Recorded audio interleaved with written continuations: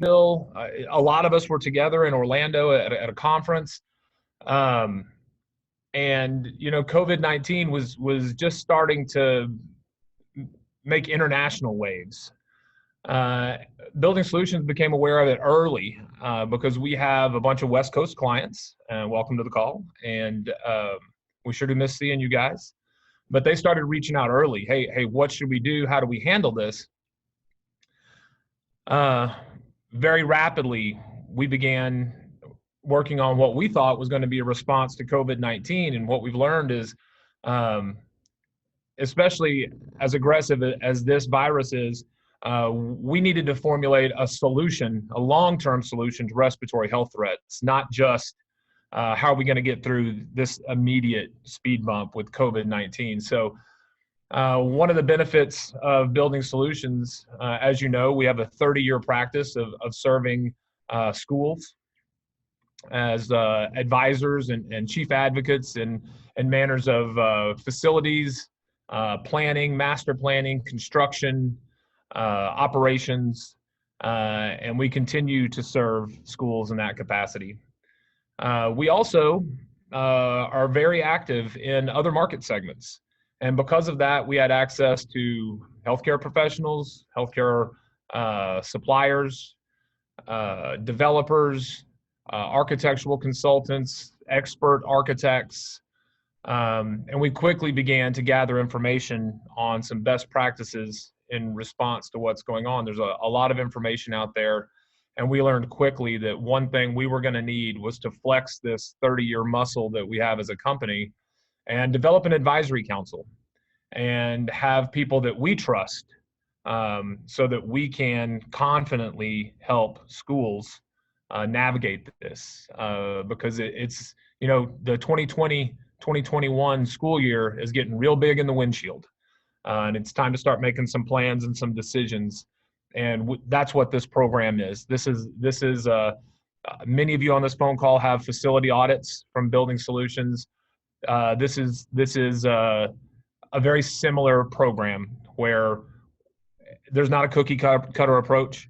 This is going to be different from school to school, but what we've provided is the framework, the structure, the team, the professional, credentialed resources, so that when you make decisions, you can have support and confidence in relaying what you're doing to your students and your staff and the parents and the community in your school.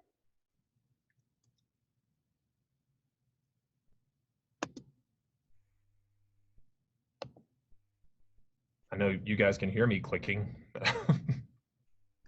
There we go. All right, so what is coronavirus? What is COVID-19? How do we prepare our schools for it? Well, coronaviruses aren't new.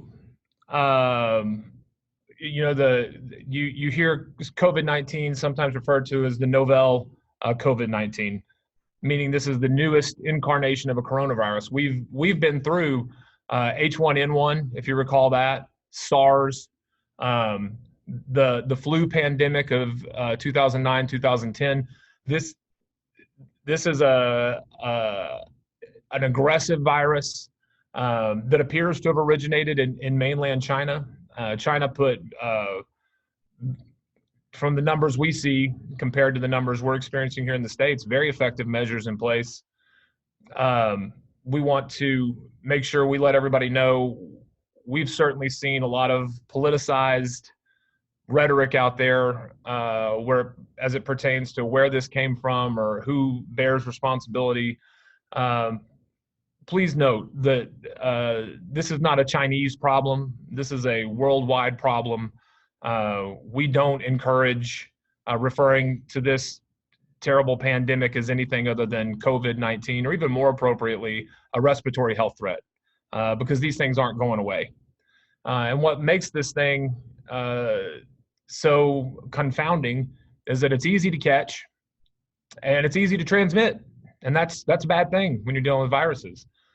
If there's an upshot to all this, it's relatively easy to maintain or to keep at bay by changing some of our personal habits and employing social distancing. Now, you say those are easy to maintain for the 30 or so adults that are talking right now. You try getting a room full of kindergartners to change their personal habits and maintain social distancing. I'm sure this is going to present a brand new challenge. So we certainly understand that the world of educators is going to be challenging and forever changed. We really see COVID-19 and respiratory health threats affecting our schools in three dimensions. Obviously, the lives of our housekeeping and custodial staffs are going to be changed and taxed. We see also the operation of our campus is going to be interrupted and disjointed. But certainly our campus operations are not going to be the same. And then lastly, this is going to place a burden on our facilities teams, not just the men and women that comprise those teams, but also on your buildings. You'll hear through this presentation, we're going to have to get real creative with our space, not just our indoor space, but our outdoor space. And these are the guys and gals that are maintaining that space for us. So while we completely realize that some of these issues are compartmentalized, hey, this is a custodial issue, this is an operational issue, this is a facilities issue, these are not mutually exclusive. You're all experienced leaders in education, and you know that you can't very well take one piece out of this puzzle and make things work.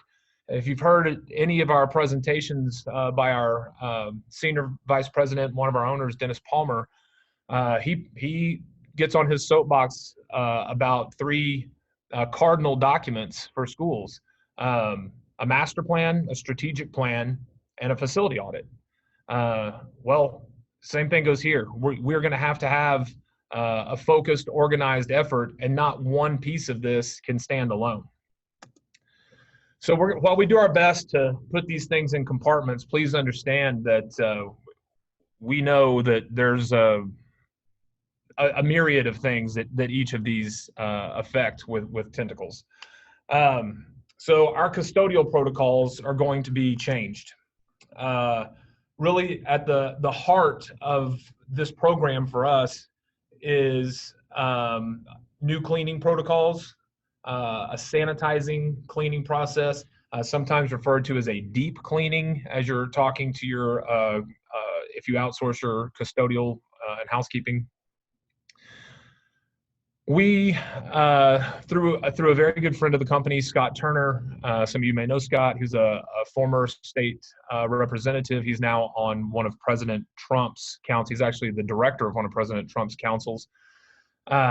He's let it be known to us. We fully expect at the state level for entities like schools, churches, movie theaters, large retail centers to begin having to register their protocols for their cleaning standards and what they're going to put in place to help control the spread of the virus. Similarly to applying for a permit and how you would present drawings for your building. So one of the people on our advisory council is a 30-plus year, very experienced facilities expert. And we have created what we feel is a very strong cleaning specification.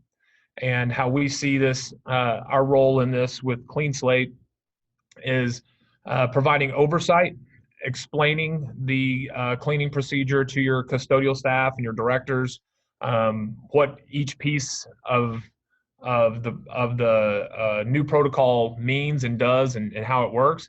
And then as you roll that out and it becomes part of your new daily life, we would provide oversight to that cleaning process, help run traps and mitigate challenges, just as we do on anything else that we're involved in on your campus. Similar to a facility audit, if you've had one of those from us, or any type of consultative work that you have done on your campus, hopefully you get some type of deliverable, some type of documentation. So further, we would provide protocols ongoing on how to handle COVID-19 issues on your campus. You'll hear me reference this. we know somebody on your campus is going to test positive for COVID-19 or present symptomatic or have a family member that does so. Immediately, what protocols will we need to put in place? One, to be in compliance with new regulations, which are changing daily, and we certainly have our eye on that ball to make sure that we're advising you guys in the right direction. And also, for the peace of mind of our campus community, our parents, our teachers, and our staff. There's a lot of people affected. Some of our teachers might be at risk. We could have kids with asthma or diabetes on our campus, and those we need to make sure we have things in place that we can react immediately from a custodial and housekeeping perspective. Similarly to how we do with hazardous spills or bodily fluids or any of the other things we have in place where we need to be reactionary and decisive. Some things that we see on the horizon that we want to help our schools who are part of this Clean Slate initiative. We want to help you navigate these waters. Supply chain demands.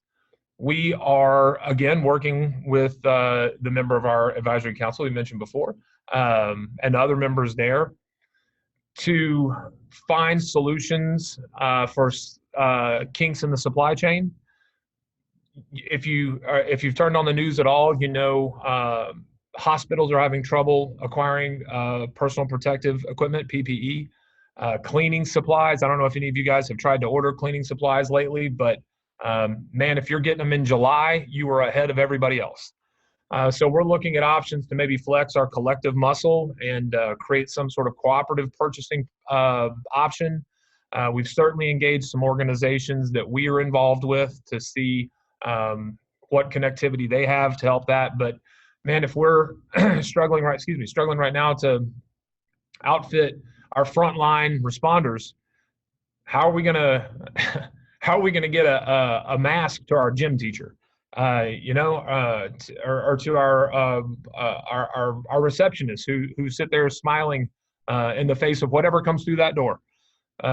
So these are going to be challenges that we are already in front of. I certainly want to put that on your radar screen. Something else that might come into play as a result of increased demand on our teams is the effective use of outsourcing. Both from a custodial and cleaning standpoint and other pieces of our operation that will be affected by response to respiratory health threats like COVID-19. Wow, who among us has been able to escape this new normal of social distancing? When I was in high school, Social D was a punk rock band that everybody knew one song by. Now, social distancing, I've got a second grader that talks about it like it's been around forever. There's no way to understate the effect that social distancing and the impact that it's going to have on the operation of our campus. We really see this as it pertains to space. As many of you on this call have been a part of the hundreds of phone calls that we've made. Our assessments team has been active. Our leadership has been active. Bill Dillard and I have been very active, probably to the point of bothering some of you. But what Building Solutions has is data. We use that data to help schools make informed decisions. COVID-19 is brand new. We are in the position of completing probably close to 300 now school assignments, working with 200 plus schools in 39 states. And we wanted to get some best practices and hear what people were doing so that we could effectively guide you guys. And what we hear at a premium is space. It's where are we going to put everybody? Certainly we know that there are schools out there exploring with limiting their enrollment. That is the life's blood of our client base for the most part. I know we've got some public educators on here, but when we talk about independent schools and charter schools, that's our revenue stream. That goes right to the heart of our business model. So learning how to employ all of the space you have available not just space under roof, but outdoor space. We have partnered with just an incredible architectural partner who has given us access to a wealth of consultants with educational specializations who are former educators now advising in the design community so that we can keep an eye on pedagogy and curriculum when we make these decisions about what space to use for what. If you've had a space audit, we certainly see a space utilization study as another cornerstone piece of the Clean Slate initiative to make sure that we're making the best use of all the space that we have. And understanding that, our campus is changed. The afternoon mom's tea and art show probably isn't going to happen. Pep rallies are maybe going to be put off for 18 months or so. And our athletics department is going to be contracted. And as those demands on our facilities lighten, are we able to repurpose those facilities? Can we use a gymnasium as dining space or as temporary classroom space? Can we use some of the practice fields to house temporary buildings so that we can provide the space we need to keep our students, staff, and the constituency of our campus safe, but we don't lose the culture of our campus. We don't lose the who we are, what makes us different, why parents are deciding that this is where I want my student to learn. So that's going to require a very, very thoughtful approach. We know another effect that we'll have operationally is how we control entrance into and out of buildings. Man, this is, in our phone calls, this has been a real hot topic, no pun intended, checking temperatures. Man, is that a catch-all? No, it's not. But it is something very visible that we can do as leadership on a campus to show that we are doing everything we can do to keep your students safe. An important thing to remember is whatever your response is, be visible and be direct and be purposeful in that response. Even partnering with Building Solutions is a response. Just because your governor comes out and says, okay, I'll share with you here in Texas today and in Dallas, technically everything opened up today. The streets are a little busier, but I would be shocked if people are out having margaritas tonight. I mean, some people will, but for the most part, we're being responsible because we're still not comfortable. So just because your governor says, all right, school as usual in 2020, that doesn't mean that moms and dads are comfortable dropping their kids off right away. So everything that you can do to show that you have accounted for everything that you can account for to keep those students as safe as possible is going to make a huge impact and really shrink the time from being uncomfortable to a return to quote unquote normalcy on campus. We do see temperature checks as becoming part of this new normal, at least until we have a vaccine or an effective treatment for respiratory health issues like COVID. We have certainly explored a number of options. In fact, we're efforting right now with a person we've invited to be on our advisory council who works for a medical supply company. They are transitioning to offer some of their products to schools particularly. And this is analytic-based camera technology that uses a software program to check temperatures of people as they move into your buildings. And it would allow some control on, oh, that person registers 101 or this person is 100 or 102 temperature. And you can remove those kids or parents or staff and place them in a space until they can be pulled off campus. Once again, a space. Where do we put those kids? When a kid does get a temperature, the days of going to wait in the clinic, sitting right next to Billy, who's waiting on his mom because he bruised his elbow on the playground, that can't happen. If you have a temperature, you're going to be considered symptomatic of COVID-19 and you'll need to be placed in another area. So like I said, as soon as you think, oh, okay, I've got a solution for that, well, now, there's always a now what. And really that's why we launched this initiative, was to help with the now what. We know that you guys are capable of solving the big ticket items, but somebody's got to have their eyes on the best practices, details that are going to be driven by data. And that data is something that we have the ability to collect and share. So certainly we think schools will be exploring this technology. The partner that we were speaking to on this, the person that would be in charge of that, was commissioning his equipment in a hospital in South Korea in January when this broke all across Asia. And you guys know how effective South Korea, they made the news for how quickly they flattened the curve and all the procedural steps they took. This guy's name is Joe Murphy. He's going to be just an invaluable piece of our advisory council. And what we're trying to do is set up another webinar that we can invite you guys to, where you can talk specifically about some of the technology advances that are going to be available to schools that previously weren't. So that maybe that makes sense for you to do, instead of having teachers or staff take temperatures as kids are walking in the building. Once again, how do we protect those teachers? I'm telling you, you can tell a kindergartner or first grader all you want, cover your mouth when you sneeze, but maybe if you're talking to a group of girls, you got a shot. But if you got a bunch of first grade kindergarten boys, I promise you're getting sneezed on. So we got to protect our staff that's stepping out in this new role. As it says here on your screen, another component we need to be mindful of is, how will the allocation of this new space affect our master plan? Do we need to look at our strategic plan? Everything that we do, we really need to be mindful of, how does this affect the culture of our campus? How does this feed our pedagogy? Does this accomplish the goal of staying true to who we are and still allowing our staff to be safe and our students to learn in a safe environment?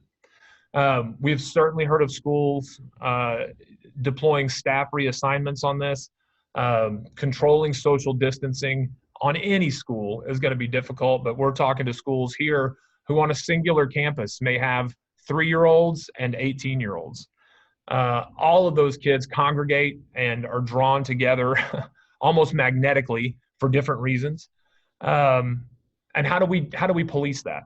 We have several schools who have great programs being put in place that we are going to develop as part of this program, that are using their security staff. Their security staff is going to a training along with their faculty to learn the proper way and safe way for them to encourage social distancing. So they'll be monitoring that on campus.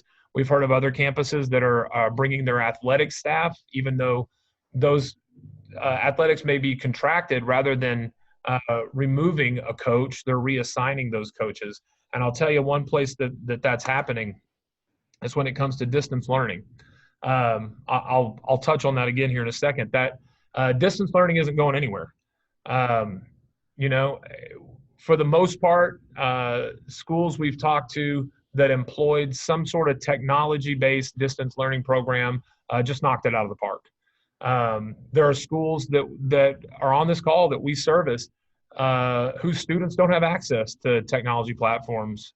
And man, I've heard stories from some of you that I'm just so proud to be just a little part of what you guys do on your campuses. The effort of the administration and the faculty of those schools who service students who don't maybe have access to technology or an internet with sufficient broadband speed to accommodate distance learning. Just a big round of applause for you guys too. What we do know is this isn't going away. Distance learning is going to be as much a part of our vernacular now as working from home. Our company was very successful in this transition. We had strong advocacy for a deep, robust IT department before this happened, and we were able to transition and continue to serve. Many of you on this call know that we were able to continue to serve almost every function that we offer. Some schools have been the same way. We think it would be imperative as another piece of this program to have some level of IT assessment. The ability to provide distance learning in this contracted amount of time, essentially March, April, May, was impressive.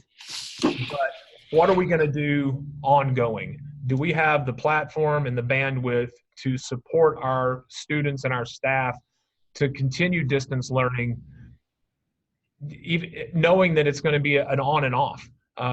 We know for sure somebody in our school is going to test positive, or at least in our school community will test positive for COVID-19 or some other respiratory health threat. And whatever protocol we employ, do we shut down the second grade neighborhood and do a deep cleaning? Do we ask that entire classroom to self-isolate for 14 days while we see if anybody else becomes symptomatic?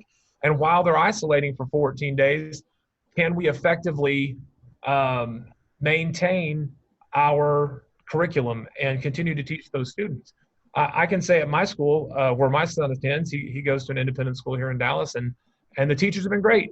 They teach their classes online. They provide videos. They're available for support on phone calls, emails, and Zoom meetings. And that's because everybody's at home.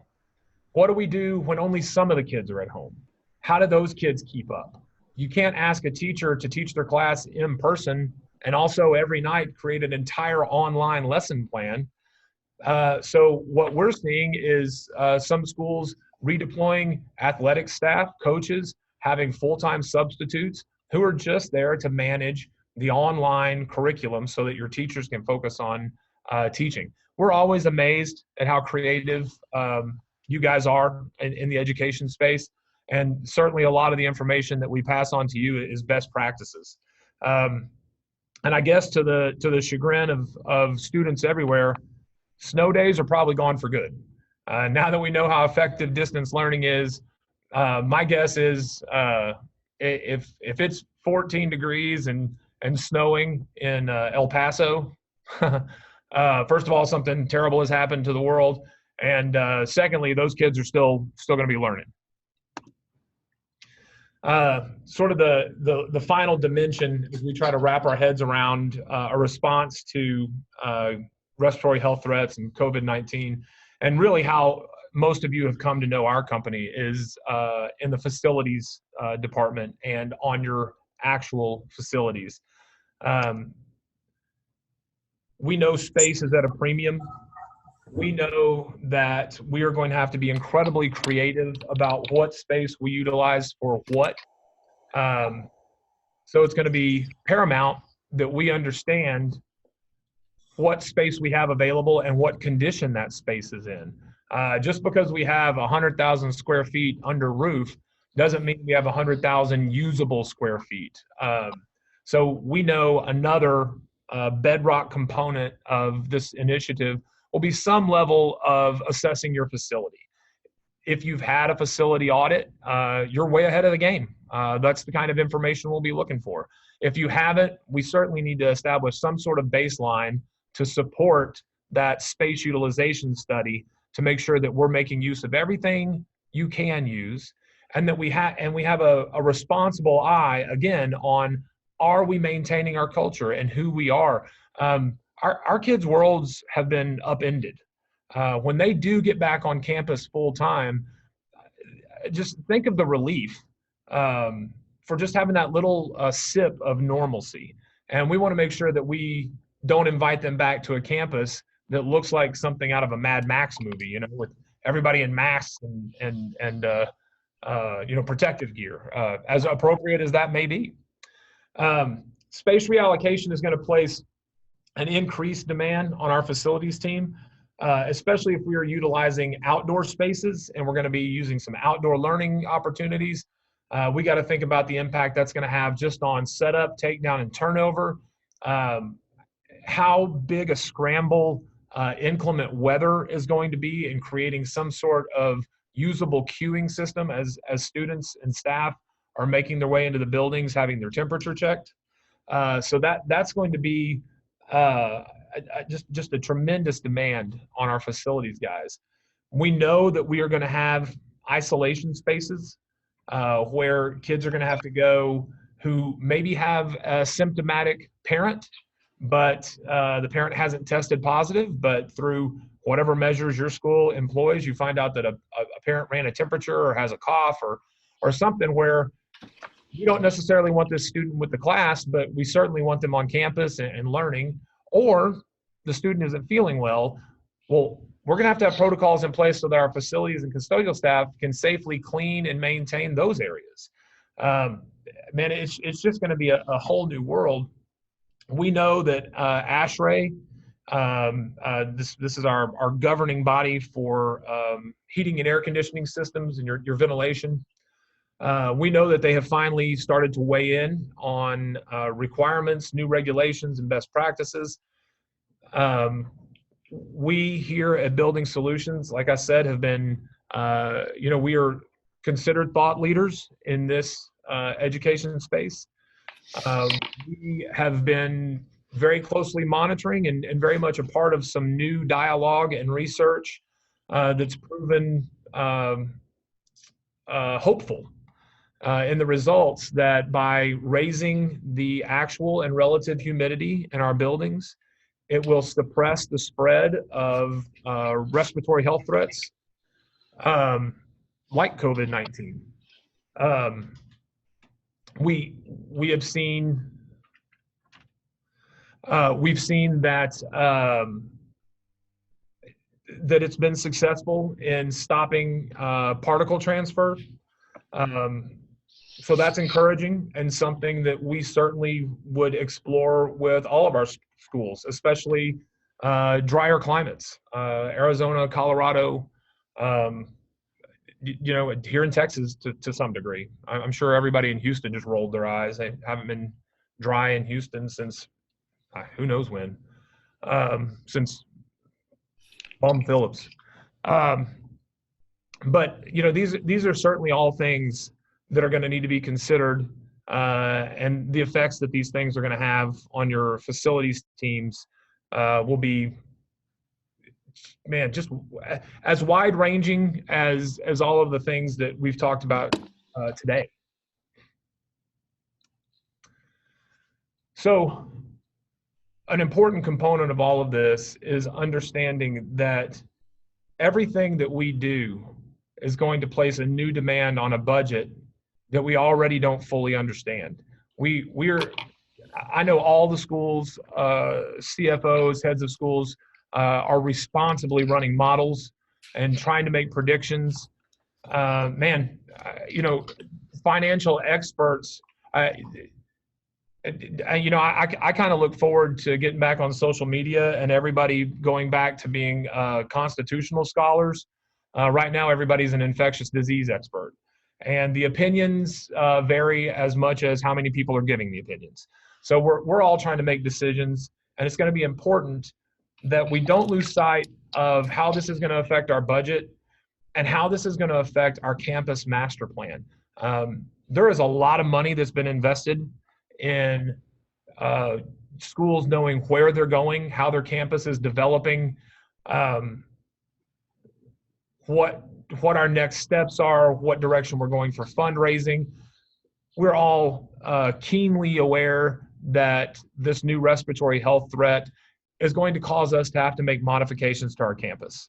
And we need to make sure that those modifications either, one, support the master plan, which I can proudly say we have clients who we are engaged with as project leaders, as construction managers who have halted some of the projects they were working on and pivoted to projects that will allow them to gain classroom space. So they are working to have this space open and ready as soon as possible, but it's not going to be something that they have to rewind and pay for again before they even start the fundraising process of adhering to what their master plan is. So it's much more than just looking at what space we have and how we can modify that space and utilize that space.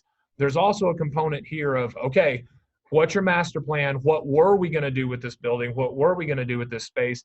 Are there steps here that we can take that get us closer to that goal instead of further away from that goal? So coming out of this, what do we get? Well, the first thing is if you're familiar with Building Solutions reporting, you will get a report with recommendations for your campus, what we feel like needs to be done. I wish I could say that all three of those components and all four of those bedrock pieces need to be done at every campus. That's just not the case. Every school is different. Every budget is different. Every sense of urgency is different. We've got, I mean, my goodness, what we're dealing with here in Texas compared to what our clients are dealing with in the Northeast, it's not even, it's two different worlds. So those recommendations are customized for your campus by our associates here, just like you're used to. We certainly know that there will need to be guidance and project leadership for things that come from those studies. If your study recommends repurposing a building that you haven't used in a number of years, there's going to need to be project leadership on that. If you're going to accelerate the building of new classroom space, you're certainly going to want project leadership there as we begin to understand some of the concessions that are going to be made in various states and various municipalities to accommodate the fast construction of portable buildings, of new buildings. Fast isn't always good. In fact, more times than not, it's the opposite. So, you know, we know that's going to require responsible oversight. And another piece that will give your campus is a communication piece that you can send to your constituency, your parents, your students, and your staff to let them know what steps you've taken. One of those steps being partnering with Building Solutions. That is, you know, parents appreciate that you've brought on experts, that you brought on somebody that's been around the block, that knows the business, that's going to provide credentialed oversight to your plan and make qualified recommendations. And will, in that communication, let the parents know what we're doing as a team, what your campus is doing to make your campus as safe as possible. Man, I can tell you as a parent, I'm sure there's more parents on this phone call than not. Really, what we're going to look for is that peace of mind. You know, we are all anxious just to get back to normal. You know, the first day of school is supposed to be this exciting time. You know, and you're going to have kids and parents who are literally afraid for their life. You know, not just that sinking feeling that we all had when we started a new school. I have a senior in high school right now, and she didn't get a prom. We're working on what we can do for graduation. And, you know, the stronger steps we take to make our school community safe and make our parents feel safe, the faster we're going to get to a spot where we can have prom nights and we can have pep rallies and we can have game days and all of the exciting things that we all remember fondly from being in school. You know, these are the things that our kids are going to be looking for as they come out of these shelter-in-place situations. So, you know, I'll share with you something that if you've been on any of the 5 or 6 webinars we've done this week for various professional organizations, one thing that strikes me about our country is that we come together, man. When 9/11 happened, the New York Giants and the New York Yankees both had home games the following weekend. 9/11 was on a Tuesday, and that following weekend, both teams had home games.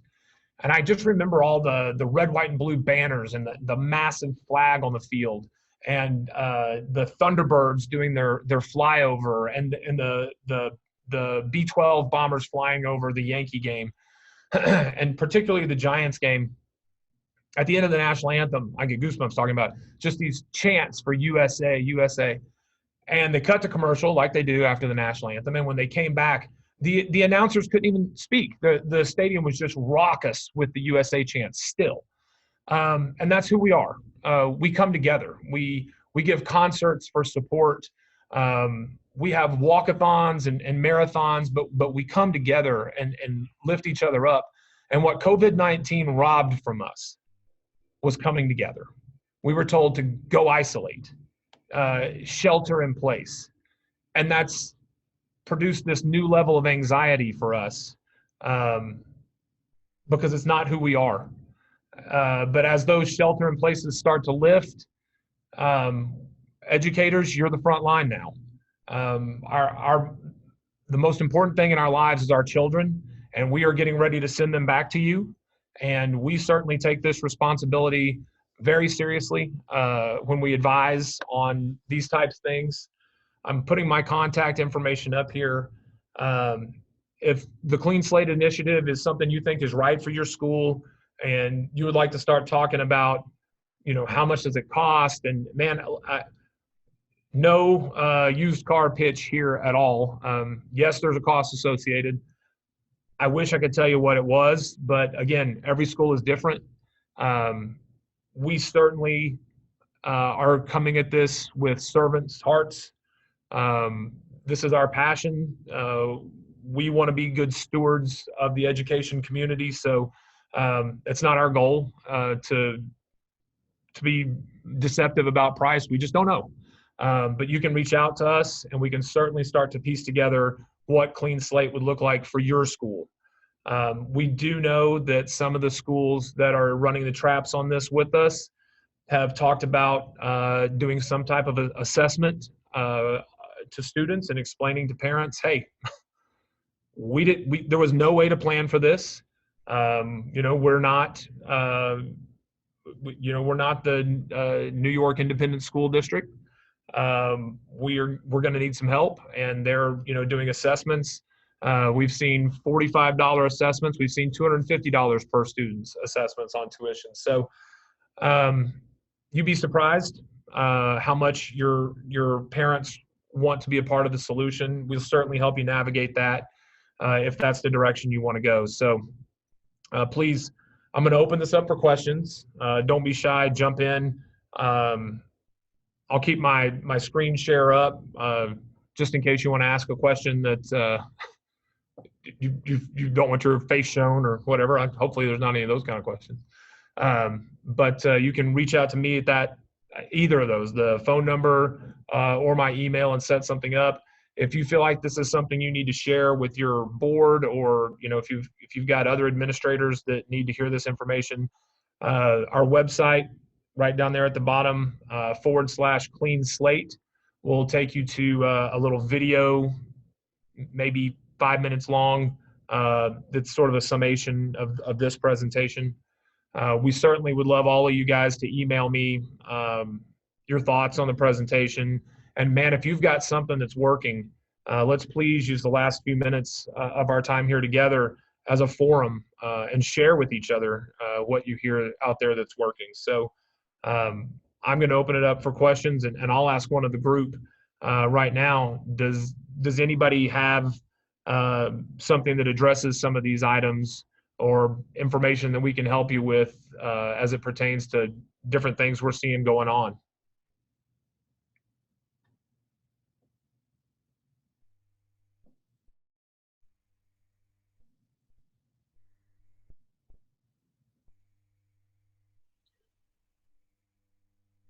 Okay, everybody, I'm going to unmute everybody. Oops. Just to make sure. Okay, everyone is unmuted. If you just be respectful, and if you have a question, please just state your name and ask your question.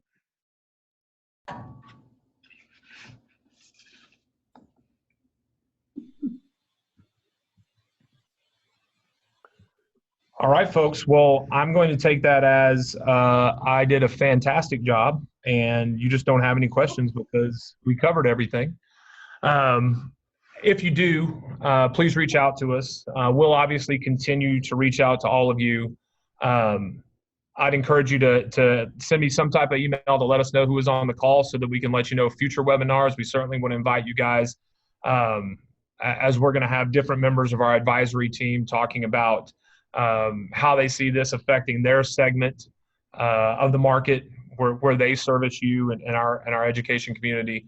We want to make sure you guys are all aware of those. Obviously, you can't hide. We've already got your information. That's how you got this link. But we'll certainly want to make sure that we pay special attention to folks that attended today. So one more shout out. If you got questions, let us know. Please reach out to me on the contact information there. If you have a contact at Building Solutions that you work with regularly in the assessment group, if you're talking to Dennis or Morin or Mark or David or Stuart or any of our team members, Bill Kessler, please reach out, and everybody knows what's going on, and we're happy to help. So hope everybody stays safe. Let's do what we can to get back at this, man. I certainly don't want to miss out on my NCAA football this year. So do your part. All right, we'll go ahead and cut the presentation here. Thank you.